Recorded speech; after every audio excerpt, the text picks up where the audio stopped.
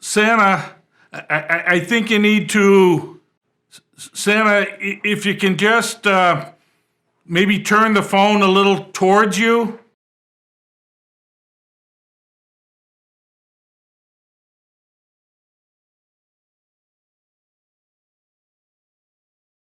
I think you need to unmute yourself. There is that better? Yeah, now I can hear you. How are you, Santa? Great. Hey, how are you? Look, are you calling me about that red rider wagon you didn't get back in '59? I can explain. You know, it was a very popular item that year, and see, I was having this issue with my suppliers, and No, Santa, please. No explanation needed. I've moved on, believe me. I'm a big boy now. I just want you to know that you were on the nice list. So what can I do for you today? Here's the thing, Santa, heart to heart. Christmas, as you know, is very special and very, very special at Mercy Home. And we'd like to kick off the season every year by gathering all of our friends together and lighting our big, beautiful Christmas tree here at Mercy Home.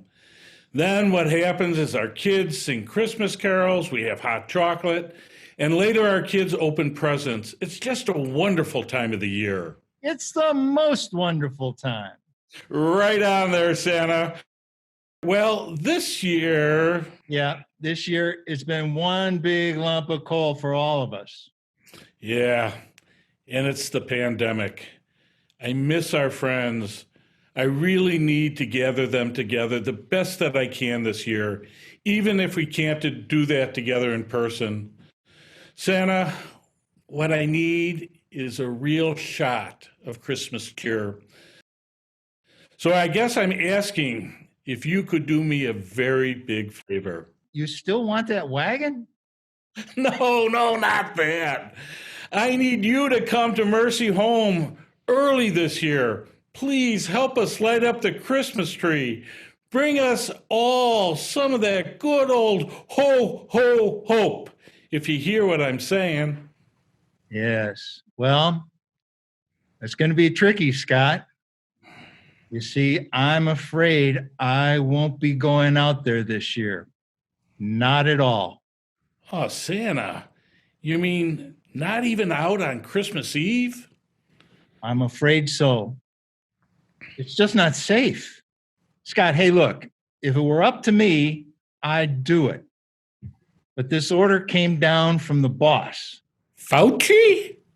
No, Mrs. Claus. Oh, I see. I'm sorry, Scott.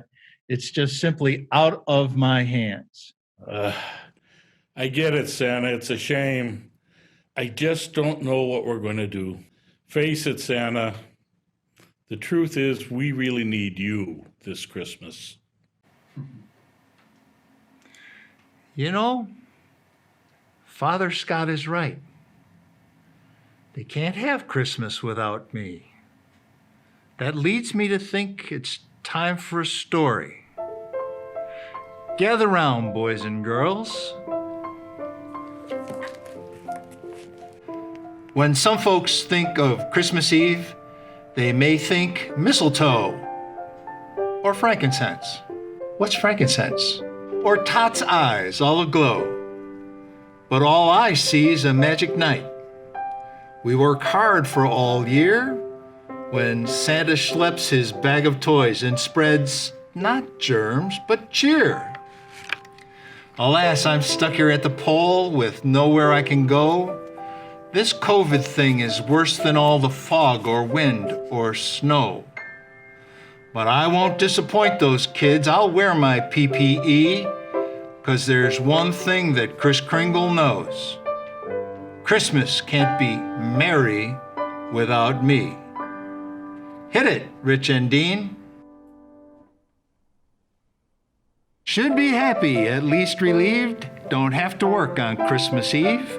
Yet here I sit, all sad and sulkin', home alone like Macaulay Culkin. Ah! We should pack up things till all is clear, put Christmas off another year. But a Christmas with no Santas, like no lights upon your tree. It can't be bright and merry without me. No, you can't make Christmas merry without me. And what to do with all these toys if they don't get to girls and boys? It's safe to say, if not for me, there'd be no Christmas presents beneath the tree. Now you may think it humble bragging, but I'm essential, and Scott really wants that wagon. 'Cause a year without this Santa, well, is very contrary to a very Merry Christmas without me. No, it's not a Merry Christmas without me. Donner, Blitz, and Comet Cupid, to keep them grounded would be stupid. With these reindeer that I got, I'll visit my friend, Father Scott. I'll go to homes in every instance, and I will keep my social distance. I will comply with Father's ask. Now here I go. Wait a minute, Bub. Please don't forget your mask. Aw, honey, you're the best. For a year without a Santa, well, it simply cannot be a very Merry Christmas without me. No, it can't be very merry without me. I said me, not you. And I mean me. Oh yeah, me. Yeah, me, not Me. you, me. So Santa, does that mean you'll come? I'll be there with sleigh bells on, Scott. Ah, that's terrific. Oh, hey, Santa, one more thing. Since you're making the trip anyways.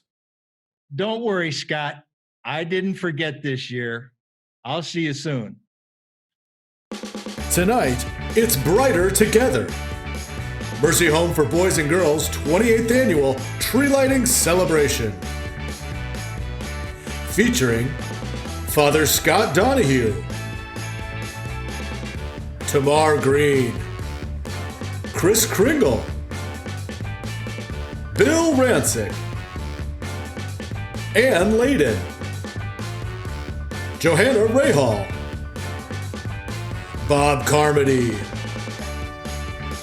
Waylon and Celine, Rich Daniels and Dean Rolando of the City Lights Orchestra.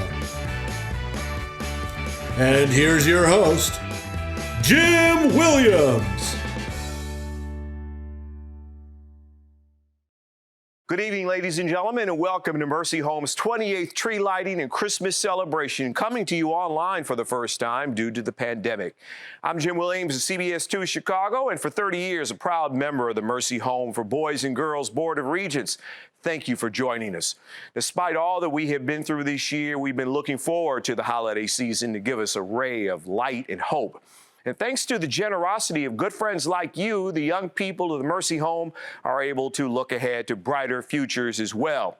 We just may see old Santa Claus by tonight's end, but we're going to need you to help him make it here. And that's because every donation we receive throughout the evening will get us closer to our goal of $100,000 and get Santa a little closer to home. Let's take a look to see where he is right now. Okay, he's over Greenland, so he has a ways to go. Now, if we meet that $100,000 goal tonight, Mercy Home will receive a matching gift of $100,000 from an anonymous donor. So please help us make the magic happen. You can make a donation at any point throughout the evening. And don't forget, you can also help by bidding on items in our wonderful silent auction. You might even get all of your Christmas shopping done before we're finished. Now, it's my pleasure to introduce the man at the helm of the Mercy Home for Boys and Girls. He began working with the home as a member of the Board of Regents 30 years ago. And today, as Mercy Home's president and CEO, he oversees the care and support of more than 1,100 children and family members every year. Ladies and gentlemen, please welcome my friend, Father Scott Donahue. Merry Christmas, everyone. It is going to be a very Merry Christmas. We gather at a time where there's so much uncertainty, and yet we do what we've always done at Mercy Home for Boys and Girls over the past 34 years that I've been involved, where we gather with our friends, with you, to begin and to celebrate the Christmas season. As we have in the past, and which is a wonderful tradition here at Mercy Home, is we always tell the Christmas story, because the Christmas story is your story, it's my story, it's the story of all humanity. A reading from the Gospel according to St. Luke. In those days, a decree went out from Caesar Augustus that the whole world should be registered. This was the first registration when Quirinius was the governor of Syria, and all went to be registered, each to their own town.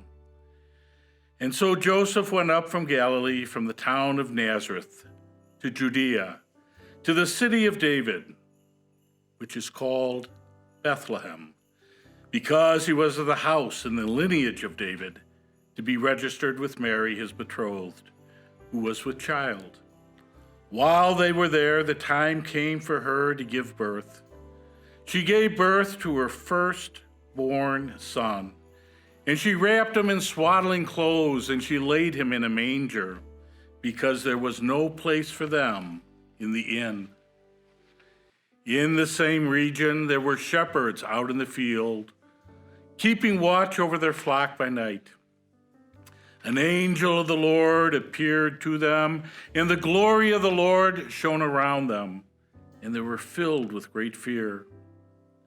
The angel said to them, "Fear not, for behold, I bring you good news, great joy that will be for all the people. For unto you is born this day in the city of David a Savior, who is Christ the Lord. And this will be a sign for you. You will find a baby wrapped in swaddling clothes and lying in a manger." And suddenly there was with the angel a multitude of heavenly hosts praising God and saying, "Glory to God in the highest, and on earth peace among those with whom he is pleased." The gospel, the good news of the Lord. As I said, that wonderful story that we tell every single year is a story that belongs to all of us and to all of humanity. It's been a particularly interesting and, the truth be said, a difficult year. Since last March, the world has been struggling with a terrible pandemic. You and your families and your friends, we all know those who have suffered from this pandemic. We at Mercy Home have done all sorts of changes, made all sorts of changes, put in all sorts of precautions and ways so that we can still care for the young people entrusted to our care.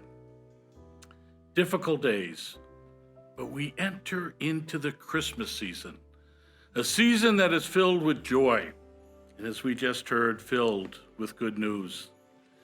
So as I was walking in for this conversation with you, I found outside the door a Christmas card. It says, "To Father Scott." And sure enough, Mary and the child in the manger. And it says, "Dear Father Scott, may the true spirit of Christmas bless you and keep you." But interestingly, there's no signature. It's just signed joy, peace, and hope. There's a gift too, and I don't know who it's from. Joy, peace, hope. From the young people here at Mercy Home, my coworkers, I want to open it with you.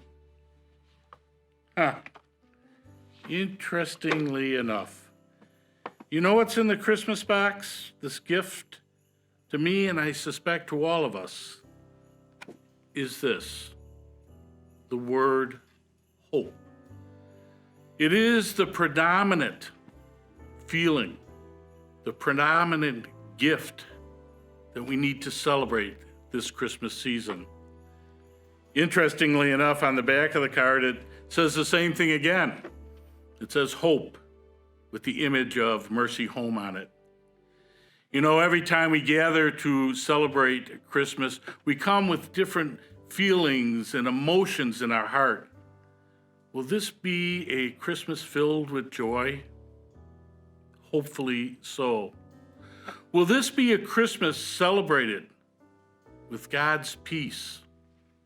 Hopefully so. Hope. This world, you and I need God's hope in the world. We celebrate the birth of Christ, the birth of our Savior. He comes to us as peace, as light, as joy, and he comes to us as hope. In the midst of these difficult days, what I have found here at Mercy Home is a great deal of hope. I see it in my coworkers who have been working so hard to care for the needs of the young people and families entrusted to our care. I see hope in our young people who live here at Mercy Home. And in the midst, again, of tough times, they have found ways to go out into the community to bring hope by providing food and clothing and Christmas cards and good wishes. They want to bring the Christmas message of Jesus' hope to the world. I want you to hear this clearly. I pray for you constantly. I'm deeply grateful for all that you continue to do for all of us at Mercy Home for Boys and Girls. During this Christmas season, let us continue to pray for each other. Let us live in the hope that Jesus brings to this world. Merry Christmas, and God bless you. Thank you again, Father Scott. A message of hope, just what we need right now. We want to thank everyone who has made this night possible and are supporting the boys and girls of the Mercy Home by sponsoring this event. And of course, thanks to all of you watching and donating to Mercy Home right now. Let's see if we've been able to get Santa a little closer. Oh, I see he's over Egypt right now, so he has some ways to go, but I am confident that we will be able to get him here on time because of the support of so many, including, as we just noted, a number of friends in the business community. For the past 3 years of this event, we have recognized one of these partners who goes above and beyond in their support of our kids and who has earned the distinction as Mercy Home's Corporate Partner of the Year. To accept the award on behalf of this year's winner, please welcome Ann Layton, Executive Vice President of Human Resources at TransUnion. Thank you so much for that introduction, and thank you for this beautiful, amazing award. And on behalf of all of TransUnion, we are so honored to be the Corporate Partner of the Year. We are the ones who actually feel honored. We feel very honored to have the kind of partnership and relationship that we have with the entire Mercy Home community. We are partners together in doing all we can for people, for communities. It's at the core of what we believe in TransUnion. And we join with the Mercy Home community, our 8,000 employees across the globe who think every day about how to create better, brighter futures for our communities, about how to support individuals as they go through tough times and be able to lift themselves out of those tough times and achieve all that they want out of life. And we love the alignment to what we do and we believe in our core at TransUnion and the work we do and the mission with the Mercy Home. I first remember coming to the Mercy Home on a Saturday, and it was draft day for Hoops to Homework, and it was electric. The room was filled with so many of the wonderful students of the home, but also with the greats of the Bulls franchise, and so many people who were there in support of the students. And that program is an amazing partnership that we've had for many years. And I have to tell you, when I was there that day, I thought, wow, this is life-changing. These students are going to remember forever the day that the Bulls on draft day showed up and celebrated them and who they are and what they do. And we're pulling to support them for their futures. We've added at TransUnion many other programs in our partnership. Hoops to Homework is one. We do a mentoring program that has just been such a phenomenal experience for our employees to welcome the girls from Mercy Home into our company and to work with them on their futures and their careers, and to welcome students into our company in general, to shadow people, to think about what it is to come to work every day, and to live that experience in a way that we hope enables them to go out into the world and achieve their dreams. We are so grateful to be able to be a part of all that you are doing at Mercy Home. We are so thrilled that we are able to be a part of today's effort to really think about, we've had such an amazingly challenging year, and yet organizations like Mercy Home that bring light and brightness into the lives of so many people, and to just be a part of that effort and that experience just makes us glow too. So I want to thank everybody at Mercy Home. We will cherish this award. When we can be in our offices again, we will display it proudly. And we will be thinking of everybody during this holiday season and wishing you all well and a wonderful 2021. Thank you so much. So let's check in with Santa and see where he is right now. Okay. I think he's over the Philippines. Yes, he's over the Philippines. And now, ladies and gentlemen, our next guest played George Washington in the Chicago production of the smash hit musical Hamilton before moving on to the Broadway cast. Please welcome Tamar Green. These are troubling times for all of us.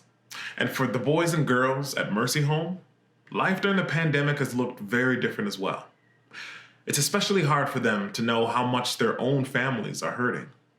That's why it's comforting for them to know that Mercy Home has been there for these communities in their hour of greatest need, delivering critical support in the form of groceries, materials for remote learning, counseling services, connections to resources throughout the community, and above all, hope. Just knowing that these families have a friend in Mercy Home and its donors means that the young people living at the home can focus on everything they need to do to build brighter futures, healing, learning, even giving back to the community.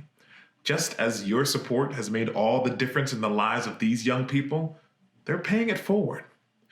I've had the pleasure of getting to know some of these young folks and the staff at Mercy Home, actually, when we welcomed them to a performance of Hamilton. But I've also had the privilege of hearing some of their stories of courage and resilience. My experience with this wonderful organization underscores for me just how much we all need one another, and how together we can get past any troubles and overcome any obstacles. Good evening. I'm Johanna Rahal, Chairman of Mercy Home for Boys and Girls Board of Regents. Over the many years I've been involved at Mercy Home, I've gotten to know so many incredible young men and women whose lives have been changed by this amazing organization, like the two young people you're about to meet. My family has been blessed by so many things in our lives, including the chance to play a role in the important work of this home. And while we remain grateful, being physically apart for much of this year has been difficult, but it has made us appreciate everyone at Mercy Home in an even deeper way. We miss supporting and celebrating so many fun, special events with my dear friends on Mercy Home's boards, and we cherish our memories of happy moments spent with the young people at Mercy Home, the Thanksgiving dinners we've shared with them over the years, and of course, gathering around the Christmas tree at Mercy Home. When Mercy Home invites you in, you really become part of something bigger, something very special, a loving, extended family. And as anyone who knows me can tell you, there is nothing more important to me than family. You also become part of a virtuous circle impacting the world beyond the home. What you give as a gift, these young people, out of gratitude, give back to the community. So you're not only helping our young people build brighter futures, you're also giving them opportunities to help others who are struggling, especially now as a result of this crisis. For example, when the pandemic first hit last spring, the Lavin Family Foundation purchased food from local restaurants and grocery stores that Mercy Home's staff distributed to families of our young people, families who were among the hardest hit by illness or loss of income. Later in the summer, the foundation donated school supplies that our youth packaged for families in need throughout the community. Through their acts of service, our young people were a ray of hope in a troubled year. But throughout its 28 years, this event has celebrated our young people's commitment to making the world a brighter place, a commitment that's recorded each year in their book of service. Helping others is a value that Mercy Home encourages in its young people. That's what brings me to our next guests. Waylon and Celine will speak on behalf of their fellow Mercy Home youth who gave back to the community in so many ways this year. By serving others, they have amplified the generosity that you show, and they have honored the example that you provide. Ladies and gentlemen, please welcome Waylon and Celine. While our community service opportunities were cut a bit short this year by the pandemic, our desires to give back to the community was as strong as ever. We had to get creative sometimes, but we found ways to make a difference. For example, while we can visit seniors in nursing homes like we've done in the past, we're making decorations to help brighten their holiday season. And we made Christmas ornaments for Our Lady of Angels missions that include special messages of encouragement in each one. We're also making holiday cards to be sent to veterans and to essential workers who may be away from their families during the holidays. Of course, we're still taking opportunities to get outside and pitch in, like cleanup projects and area forest preserves. And we've been making bag lunches for the homeless, which we drop off at the Kano Street Bridge area. We've also found ways to reach out to the community without leaving the home. For example, we've prepared hygiene bags for the Night Ministry, which supports those who are homeless, especially those impacted by the pandemic. And we've packaged needed school supplies for area families to support their success with virtual learning and to help them start the school year strong. Finally, because the pandemic has changed so much this year, we've made sure to find ways to be there for one another, our fellow Mercy Home youth, and our families. For example, we put together cards and baked goods that we drop off at our family's home to brighten their day and strengthen relationships from a distance. And this Halloween, we put together candy bags that we spontaneously dropped off around Mercy Home to help promote community morale. We look forward to giving back in even more ways in the year ahead, and we hope that our acts of service have offered a bright spot in a difficult year. And so on behalf of the young people of Mercy Home for Boys and Girls, we present these acts of service in our annual book of service as our gift to the city of Chicago. Thank you. Thank you, Waylon. Thank you, Celine. Now let's check in and see where Santa is right now. He's over Chile. Okay, he's getting closer. Amazing he can travel such a long distance in a short time. Let's make sure he gets here tonight. Keep those donations coming. The Mercy Home has saved the lives of countless young people. It is a real home, and they will always be members of a loving family, even after they become adults. Here's an example of that devotion, extended to a young healthcare worker who has had some difficult days during the pandemic.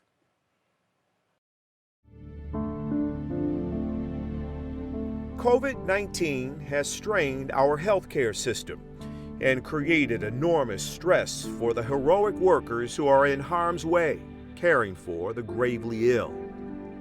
It's very stressful. On a scale of 1 through 10, a 10. Not only am I worried about my family, I'm worried about the people that I work for and work with as well. Sheena Chalupa works in housekeeping at a hospital in Northwest Indiana. Safety is always top of mind. I think about the dangers nonstop. when I come home, I'm trying to figure out, okay, am I doing everything correctly before I step into my house? Because I have younger kids. Sheena's friend and mentor, Monty Clayton, has seen Sheena's anguish. Sheena was experiencing so much death around her at the hospital, so she would call me. The first call I got, I didn't know what was going on because basically it was like sobs and screaming. Still, Sheena has overcome searing heartache in her young life. When she was a baby, her biological mother dropped off Sheena at a friend's home and never came back. Sheena bounced from foster home to foster home. Finally, she was adopted, but her adoptive mother was abusive. Thinking she had another home, another mother, and it all went wrong. It went wrong in a lot of ways. Punishments, cruelty, and just not the mothering figure that she thought she would have. She attacked me in her car, and I didn't know where to go. I didn't know how to escape that, and so I tried jumping out the car. Sheena saw only one way out. And so I said, you know what? You don't care about me. I'm gonna end this right here. I'm gonna kill myself. And she told me in so many words, she didn't care. And so she didn't believe me. And so I saw these pills that was in the bathroom, and I remember pulling up to my head, taking them all. After that suicide attempt, she spent months in the hospital, recalling goals many of us take for granted. I want to make it past 13. I want to make it past 16. I want to make it past 18. Because back then, if you would have asked me where I saw myself, dead. A hospital therapist recommended the Mercy Home for Boys and Girls. She comes over time to realize her own self-importance and who it is that really loves her, who it is that she belongs to. And that's Mercy Home for Boys and Girls, where she really found a home and the opportunity to be Sheena. It is the story of thousands of young people since 1887. Here at Mercy Home, they find a real family, full of support and love, 365 days a year. And I was like, you know what? This is home. I said, I'm ready. Today, Sheena is married with children of her own. Like many during the pandemic, she had her hours cut at work. One day, there was a surprise delivery, bags of food outside her home, courtesy of the Mercy Home for Boys and Girls.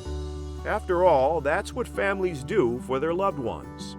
After all these years, they still remind me on so many different levels that even though you are not living in Mercy Home now, you still have a place to call home. From a painful childhood to a life of service, thanks to you, Mercy Home's generous benefactors. All of you, all of our donors out there, without you, the work of Mercy Home, God's work, simply wouldn't be done. I always wanted to find my purpose. I always wanted to give back somehow, to help people the way I've been helped, whether it's by conversation, by funding, or just a simple hello. We all are doing our part to make the world a better place. She acknowledges that kindness does exist, even within herself, even after going through a traumatizing childhood where there was no kindness. She has become that opposite person. So triumph is hers.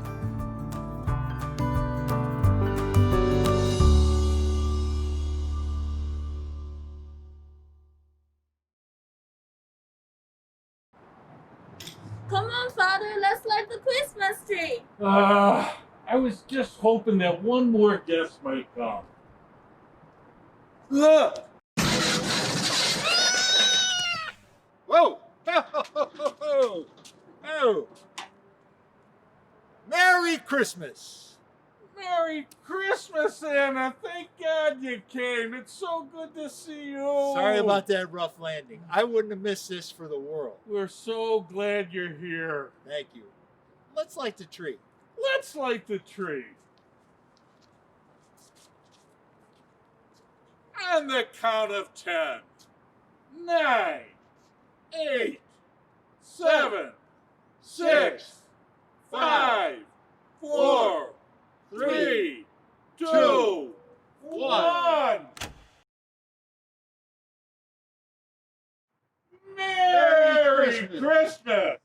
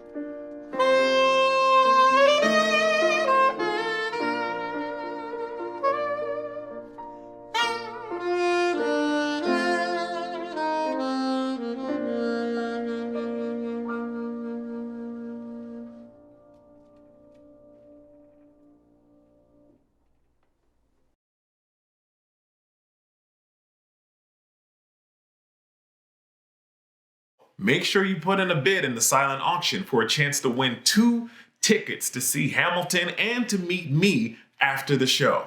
Hope to see you there. We thank you so much for joining us tonight and supporting the life-saving work of the Mercy Home for Boys and Girls. And don't forget to keep bidding in the auction. Good night, Merry Christmas, and have a wonderful and safe New Year.